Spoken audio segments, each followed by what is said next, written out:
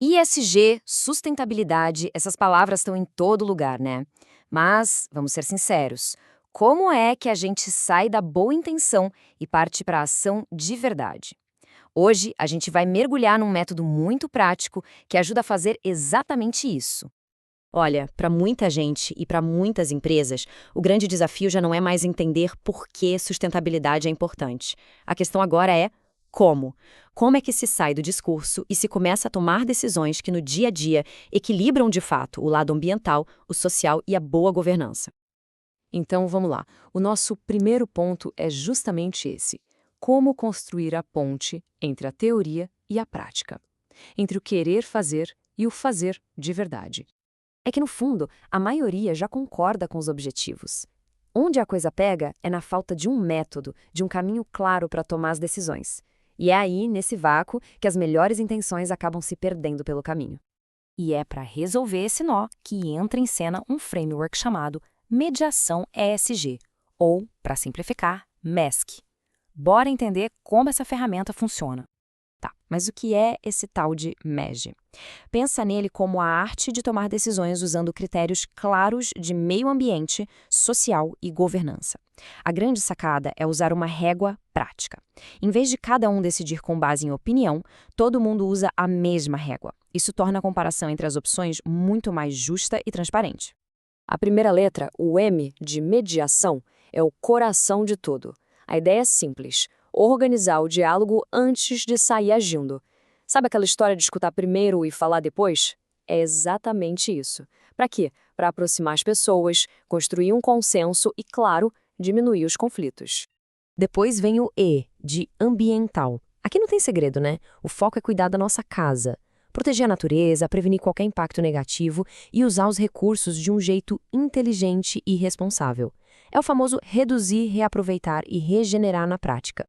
O pilar S, de social, coloca as pessoas no centro da conversa. É sobre garantir dignidade, segurança e saúde para todo mundo. E mais do que isso, é sobre promover ativamente a educação, a inclusão e a empatia em todas as relações. No fim do dia, é sobre gente. E para amarrar tudo isso, a gente tem o G de governança. Pensa nele como as regras do jogo. Significa ter regras claras, saber quem é responsável pelo quê e poder rastrear as decisões. É o pilar que garante a ética, a transparência e constrói a confiança. Fica tudo preto no branco. Certo. A teoria é legal, mas vamos ver essa régua funcionando num cenário bem real, bem prático, a economia circular. Como o ESG ajuda aqui? O método propõe 5 passos bem diretos. Primeiro, definir qual é o fluxo mais crítico, onde está o maior desperdício.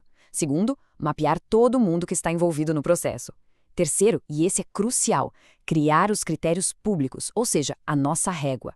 Quarto, usar essa régua para comparar as alternativas. E o quinto, registrar a decisão final em uma única página, definindo o que, quem faz, quando e como se vai medir o sucesso. E para ter certeza que a circularidade está sendo feita do jeito certo, de forma responsável, esse checklist aqui é uma mão na roda. Ele ajuda a fazer as perguntas certas, tipo: estamos tentando reduzir o lixo lá na origem? A segurança das pessoas está garantida no processo? E o ponto-chave: existe uma data marcada para a gente rever tudo isso e melhorar? Isso garante que o ciclo nunca pare de evoluir. Agora, vamos dar um zoom na que talvez seja a ferramenta mais poderosa e ao mesmo tempo mais simples de todo esse framework. A decisão em uma página é simplesmente genial. Por quê? Porque ela força a clareza.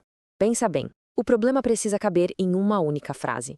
Os critérios ISG, a nossa régua, são conhecidos por todos. As opções são comparadas de forma justa e a decisão final, essa vem com o nome do responsável, prazo e até os indicadores para a gente saber se está funcionando. O resultado? Todo mundo na mesma página. Literalmente. Ok, mas e aí? Usar esse método uma vez ou outra é legal. Mas o que acontece quando isso vira um hábito? Vamos ver como os benefícios se acumulam com o tempo. Olha só que interessante. No curto prazo, o ganho imediato é clareza. As decisões ficam mais fáceis e os conflitos diminuem. Já no médio prazo, os projetos começam a se alinhar de verdade com as metas de sustentabilidade e a confiança, tanto interna quanto externa, se fortalece. E no longo prazo? Bom, aí a gente colhe os frutos, um legado sustentável com um ecossistema equilibrado e uma reputação sólida. cada decisão vira um tijolinho na construção desse futuro. Essa frase, ela resume tudo de um jeito perfeito. Sustentabilidade é ciência aplicada à convivência. Isso mostra que não estamos falando só sobre planilhas e meio ambiente. Estamos falando sobre como a gente decide conviver melhor uns com os outros e com o planeta, usando diálogo, dados e respeito para construir um futuro que seja bom para todo mundo. E para a gente fechar, fica a provocação. Qual decisão, se fosse colocada hoje, em uma única página, de forma clara e com critérios justos, poderia mudar o futuro de um projeto, de uma equipe ou de toda uma organização? Às vezes, a simplicidade de uma ferramenta como essa é o começo da maior das transformações.